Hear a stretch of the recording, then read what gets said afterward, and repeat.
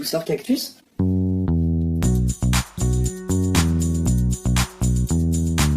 Moi, je me suis posé à un moment la question de attends, est-ce que tu es en train de devenir accro à ces applis? Et puis, est-ce que tu n'es pas devenu un addict sexuel? Enfin, c'est des vraies questions que je me suis posées parce que d'un seul coup, j'étais incapable de faire autre chose. Bienvenue dans Douceur Cactus, le podcast qui parle de la dépendance aux outils numériques. Je m'appelle Aurélien Guilleneuf, je suis hypnothérapeute spécialisé notamment dans la gestion des addictions digitales. Aujourd'hui, on va écouter le témoignage de Camille Edmond, un garçon qui m'a contacté après avoir écouté les premiers épisodes de Douceur Cactus. Il a écrit un livre dont le titre est « Lui », suivi d'un S entre parenthèses. Il dit que ce n'est pas un roman, c'est la tragédie d'une vie, celle d'une recherche de l'amour, de la perte de soi, du sexe compensatoire. Il y raconte comment il a multiplié les aventures amoureuses et surtout sexuelles qui se sont faites au travers de sites et d'applications de rencontres qui ont fini par prendre beaucoup de place dans sa vie, dans sa tête. Je le laisse en parler car il le fait mieux que moi, en vous précisant que sa voix a été modifiée car Camille Edmond est en fait un pseudonyme, il tient à rester anonyme. On l'écoute tout de suite et on se retrouve juste après. Bonjour Aurélien, merci de me recevoir sur Douceur Cactus. Douceur Cactus, c'est un podcast que j'écoute assez régulièrement parce que déjà les sujets de société m'intéressent beaucoup. Ce qui moi m'a beaucoup interpellée, c'est que je me sens assez concernée finalement par ce phénomène d'addiction, ou en tout cas de temps perdu, parfois à cause du numérique et de tous ces nouveaux outils digitaux qu'on met à notre disposition. Et alors il se trouve que je termine tout juste l'écriture d'un roman qui s'appelle « Lui », avec un S entre parenthèses à la fin. Et pour moi, le lien était assez évident avec Douceur Cactus.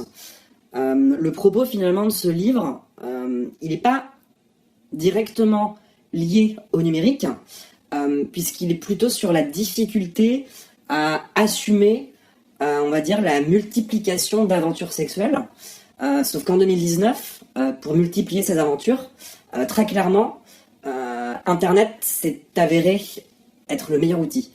Et pas seulement en 2019, puisque c'est quand même le fruit de plusieurs années. Et puis, indépendamment de cet usage des applications ou des sites de rencontres que j'ai pu faire et qui a donné lieu à l'écriture de ce bouquin, j'ai également, je pense, dans ma vie, malheureusement perdu énormément de temps avec mon smartphone, avec Internet au sens large, pour plein de raisons, qu'elles soient professionnelles, qu'elles soient liées à la première approche qu'on a eue d'Internet aussi.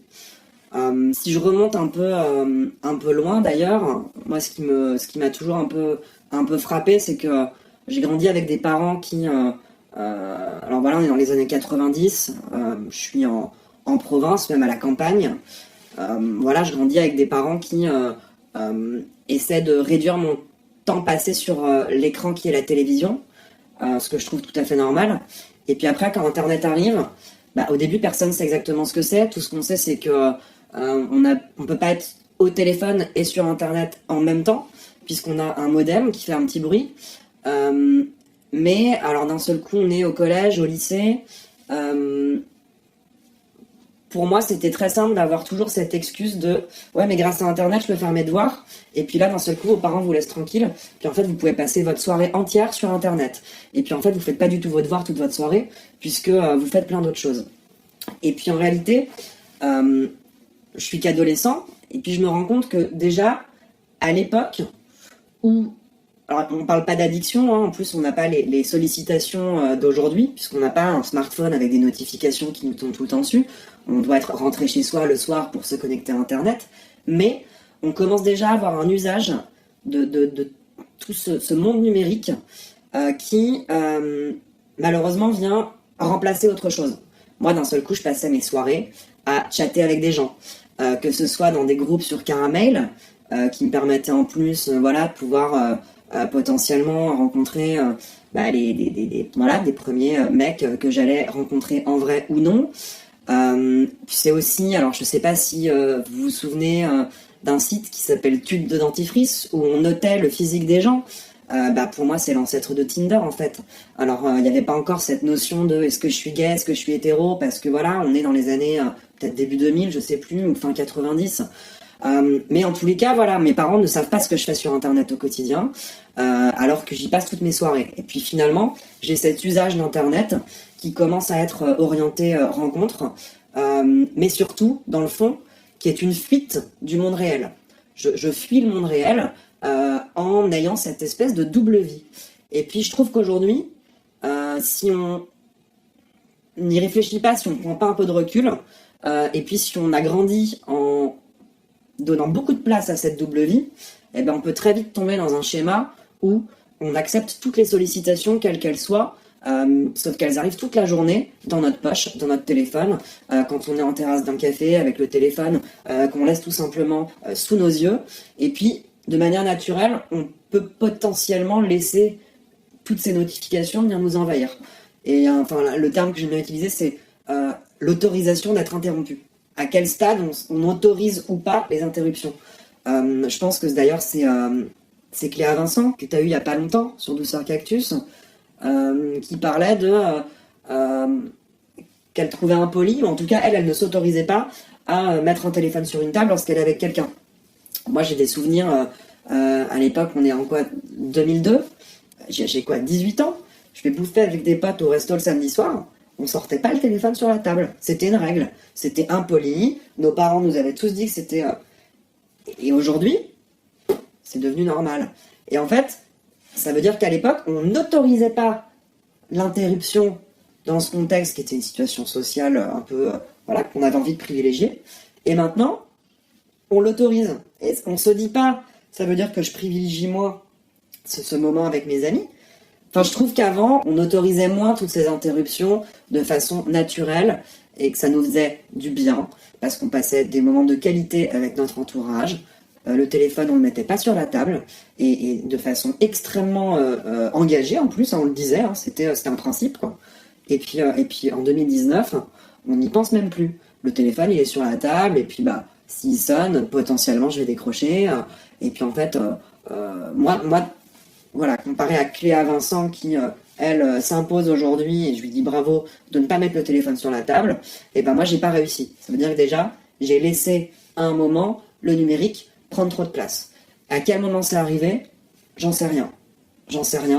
Je peux pas répondre à cette question, mais il y a un moment, voilà, c'est venu envenimer quelque chose, et je me suis laissé faire. J'ai un souvenir, ça m'a un peu, d'ailleurs... finalement, c'est là où ça m'a permis de me réveiller. Je vais l'expliquer pourquoi. Lorsque le premier iPhone est sorti, je me souviens, il n'y avait pas encore ce système de notification, sauf qu'évidemment, on avait tout de même l'écran qui s'allumait lorsqu'on avait un SMS ou un coup de fil. C'est normal, c'était un téléphone. Et puis, j'ai rêvé, à ce moment-là, j'ai rêvé qu'il puisse inventer un système de notification pour les emails. Je me disais... ça n'a pas de sens, c'est une application aussi, on reçoit un email, il faudrait qu'on puisse avoir une notification pour chaque email. Parce qu'à l'époque, je travaillais énormément dans le marketing et la communication, comme beaucoup de gens. J'acceptais déjà de beaucoup travailler, donc j'acceptais, en plus j'étais en début de carrière, donc j'accepte d'être dispo, j'accepte d'être extrêmement réactif, et surtout, j'accepte d'être plus réactif que les autres. Et donc... j'accepte d'être interrompu, puisque finalement une notification c'est ça. Eh bien, lorsque, alors je sais plus à quel OS c'est arrivé, mais lorsque ces notifications d'un seul coup ont existé, j'étais le plus heureux du monde, sauf que petit à petit, on rentrait dans un monde où il y avait plus seulement un site web à gérer pour une marque par exemple, et puis une page Facebook, parce qu'on se retrouve avec des tonnes et des tonnes et des tonnes de comptes, et puis en fonction des clients que vous avez, vous pouvez potentiellement créer un compte sur Twitter, et sur Instagram, et sur Snapchat, et puis tout ça d'un seul coup, c'est du multi-compte, et puis d'un seul coup, faut créer plusieurs adresses email, faut créer plusieurs mots de passe, et puis d'un seul coup, vous avez plusieurs clients sur votre téléphone, et puis vous acceptez toujours de recevoir toutes ces notifications, et puis d'un seul coup, comment vous faites le tri entre ces notifications qui sont des emails que vous recevez vous, et puis des notifications qui sont des choses pour vos clients, et puis d'un seul coup, c'est la noyade, sauf que vous avez donné l'habitude à votre hiérarchie et à vos clients d'être extrêmement réactifs, et personne n'a conscience de la noyade dans laquelle vous êtes mis. Et d'un seul coup, vous vous dites, mais si je supprime ces notifications sur ces emails, cette chose dont j'ai rêvé à l'époque, est-ce que finalement ça va changer quelque chose? Donc vous le faites, et puis vous vous rendez compte qu'en fait, puisque vous êtes toujours sur votre téléphone, les mails, vous les ratez pas de toute façon, en tout cas quand ils sont importants. Et donc à la fin de la semaine, vous êtes capable de faire le même travail avec la même qualité, sauf que vous le faites avec beaucoup moins de stress. Et je pense qu'aujourd'hui, il y a beaucoup de gens qui prennent conscience de ce, malheureusement, de ce besoin d'un peu stopper ces sollicitations. Ils en prennent conscience seulement quand ils sont déjà en train de péter un câble. Et ça, je pense que c'est un vrai problème aujourd'hui, et qu'en plus, on n'a pas de... chacun est différent. Il y a des gens qui, clairement, vont avoir, vont supporter toutes ces sollicitations beaucoup plus que d'autres, parce qu'on n'a pas la même personnalité, tout simplement. Moi, je sais que prendre en main tous les outils digitaux mis à ma disposition de façon un peu early adopter, ça a toujours été quelque chose que j'ai voulu faire, parce que je suis comme ça et que j'ai en plus une nature extrêmement sociable.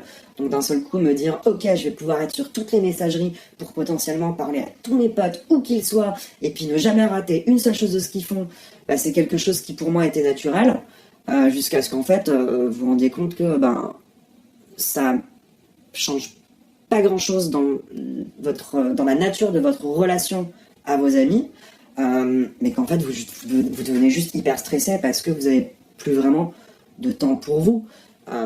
Et ça, je pense que la difficulté qu'on a aujourd'hui, c'est comment on fait pour aider les gens, alors qu'il n'y a pas une bonne recette. C'est à chacun de se dire, et pas trop tard, donc en tout cas avant qu'il pète un câble, c'est à chacun de se dire ok, qu'est-ce qui est bon pour moi, un peu de la même manière qu'on a peut-être on doit apprendre à manger correctement ou à faire suffisamment d'activités sportives. Donc cette approche de la diététique et de la nutrition, pour moi le digital c'est un peu pareil, c'est comment j'arrive à nourrir mon psychique pour être à l'aise. Est-ce que je peux couper mon téléphone pendant une journée? Peut-être pas, parce que peut-être que je cherche du travail et que donc j'ai pas envie de passer à côté d'un coup de fil important. Mais dans ce cas, est-ce que ça veut dire que je dois laisser mon téléphone me harceler de notifications toute la journée? Peut-être oui, peut-être que non. Et en fait, je pense que c'est vraiment à chacun de devoir se poser les bonnes questions avant vraiment de péter un câble, comme je le disais. Je n'ai pas d'autres termes pour ça, parce que moi, j'en suis vraiment passée par là. C'est des choses que j'ai acceptées. Et puis d'un seul coup, pour en revenir un peu sur ce bouquin, même si on n'est pas là que pour parler de ça, de manière naturelle, puisque je passe du temps chez moi sur mon téléphone à faire plein de choses, et puis je teste plein d'applis, entre deux relations, pour moi ça a toujours été hyper naturel de lancer Grindr, de lancer Tinder, d'être sur des sites aussi, puisque avant les smartphones déjà j'étais sur des sites de rencontres, et puis d'un seul coup vous vous rendez compte que vous pouvez y passer des soirées entières. Vous avez la télé qui tourne en fond, et puis en fait vous vous rendez compte au bout d'une semaine que la télé vous l'écoutez même plus, parce que vous discutez avec plein d'inconnus. Alors ça aboutit très souvent dans des plans d'un soir, qui de manière tout à fait assumée sont ce que je recherche, sauf que d'un seul coup ce que je recherchais pas, c'est d'y passer autant de temps, et donc de condamner finalement ma vie sociale, puisque je vais passer davantage de temps chez moi sur ces applications à rechercher un plan d'un soir. Et même si ça peut être satisfaisant à court terme, parce que c'est ce qu'on peut vouloir rechercher, en tout cas moi c'était mon cas, par exemple post-relation, c'est pas forcément ce que je recherche sur le long terme, et ce que je souhaite aujourd'hui, c'est que personne ne tombe dans un schéma où ils peuvent plus y arriver, plus arriver à se retenir. Moi, ce qui m'a un peu aidé, c'est justement d'écrire ce bouquin. Écrire ce bouquin m'a aidé à me rassurer sur le fait que l'utilisation de ces applications qui m'ont fait perdre un temps fou, mais m'ont permis de multiplier les aventures sexuelles, Et ben l'écriture de ce bouquin, c'est ce qui a aussi permis de me rassurer sur le fait que c'était un moyen de trouver l'amour peut-être, ou en tout cas un moyen d'aller mieux à court terme. Et sans ça, peut-être que je serais vraiment tombée dans un schéma où ces applications seraient venues me pourrir la vie. Moi, je me suis posé à un moment la question de attends, est-ce que tu es en train de devenir accro à ces applis? Et puis également, est-ce que t'es pas dépendant affectif? Est-ce que t'es pas devenu un addict sexuel? Enfin, c'est des vraies questions que je me suis posées parce que d'un seul coup, j'étais incapable de faire autre chose. Et puis en plus, je me disais, non mais c'est hyper bien, il faut que tu assumes, on est en 2019, c'est hyper important aujourd'hui de sortir de ces vieux schémas. Tout le propos du bouquin aussi, justement, c'est de dire que je suis tiraillée entre des valeurs très traditionnelles, de recherche de l'amour et de relations sérieuses, et puis d'un monde qui change, dans lequel il y a plein d'applications qui nous permettent de faire plein de choses. Et moi, j'avais l'envie de me dire, ouais, sortons un peu de toutes ces valeurs traditionnelles pour pouvoir être un peu plus dans la modernité. En plus, voilà, je suis gay, je suis à Paris. Ça me semble normal d'un seul coup de pouvoir enchaîner les mecs parce qu'ils sont tous là. C'est facile quelque part d'avoir une quantité vraiment astronomique de plans. Et puis j'ai lu un bouquin dernièrement qui m'a aussi beaucoup marqué. C'est un bouquin qui s'appelait Sex Friends de Richard Memto, Richard Memto est philosophe. Et ce bouquin, en fait, alors le sous-titre de ce bouquin, il est assez intéressant, c'est comment bien rater sa vie amoureuse à l'ère numérique. Alors, le sujet du bouquin, il ne traite pas seulement que de comment je trouve ou pas l'amour grâce au digital. Il va un peu plus loin puisqu'il explique comment on est passé justement de façon très traditionnelle à l'époque avec le dating à l'américaine versus aujourd'hui malheureusement tous ces sites qui viennent un peu changer la donne, en tout cas sur nos rapports humains. Et il dit un truc très vrai, auquel j'avais jamais pensé alors que pourtant ça coule de source. C'est que toutes ces applications qui vous vendent que très clairement vous allez trouver l'amour, si en réalité on trouvait tous l'amour grâce à elles, ces applications elles pourraient plus exister, puisque leur raison d'être, leur business model, c'est de nous garder aussi longtemps que possible.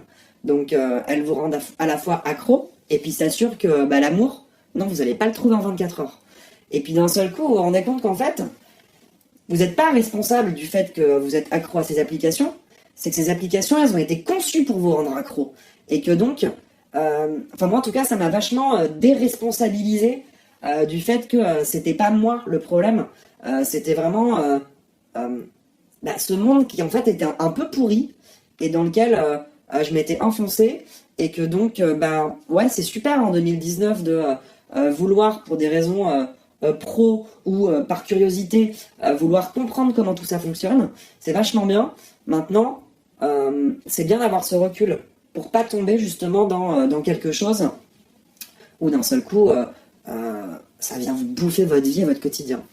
Mais en tout cas, ce bouquin, moi, il m'a vraiment intéressé parce que il explique vraiment en quoi la notion de sex friends, c'est justement c'est un nouveau profil dans la culture occidentale contemporaine qui devient extrêmement assumé.